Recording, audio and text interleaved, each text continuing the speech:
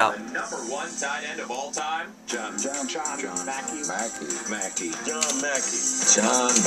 I'd have to say John Mackey.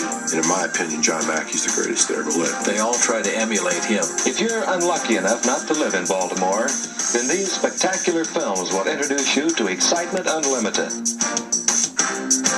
That may sound like hyperbole, but people tend to get hyped talking about the number one tight end on our countdown. It's amazing.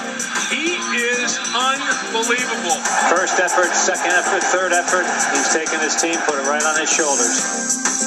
This Hall of Famer is perhaps the most punishing runner after the catch of all time and helped change his position forever.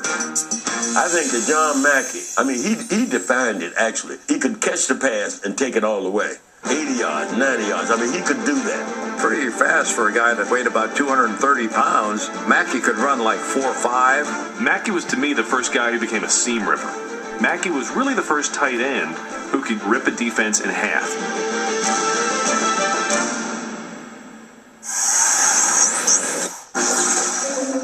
You could count on John Mackey giving you a really solid, if not excellent, block. He caught the ball. He blocked. He did everything. You're in this tight end stance, and they just jam you off the line. You can't get off the ball. And I was just wondering, do you have any techniques on trying to maybe slip or whatever, getting off the ball, trying to go down? Well, the key to that is to get off on the count.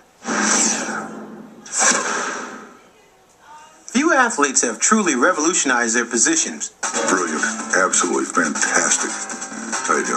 Mackey, after he got his hands on the football, he was tough to bring down. His greatness was his ability to run after the catch. He ran like a fullback.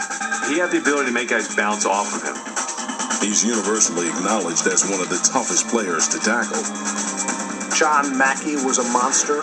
He was a very talented guy. We couldn't get him on the ground. Mackey was one of those guys, as soon as the ball found its way into his hands, he became bigger, faster, stronger, and harder to bring down. Just a horse out of control. Once he caught the ball, you couldn't tackle him. I never thought I was like a Mack truck. I had the opportunity to coach John Mackey, and this guy was a force. We work on our 2-minute offense, and you can see here that it's paid off. I think it was against the Lions where he caught a short pass, and he ended up beating about 5 or 6 tacklers on his way into the end zone. He's our number one tight end, and his effort against Detroit is considered by many to be the number one play in NFL history. I really don't know why I broke those tackles, other than when I saw those defenders coming, I made up in my mind that I was going to punish somebody. That included his own teammates as well as Lions players. Some of us missed him. Finally, we've lived long enough that television doesn't feature it much anymore. I can watch that over and over and over again. The first great tight end, universal, that no one would dispute, is John Mackey.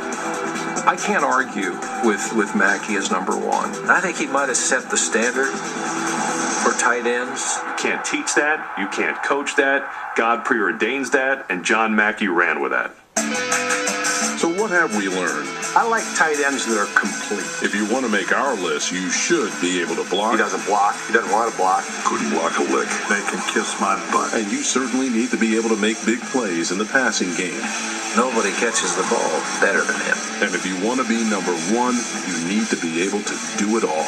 The first great tight end, universal, that no one would dispute, is John Mackey. John goes back to throw again. Fire.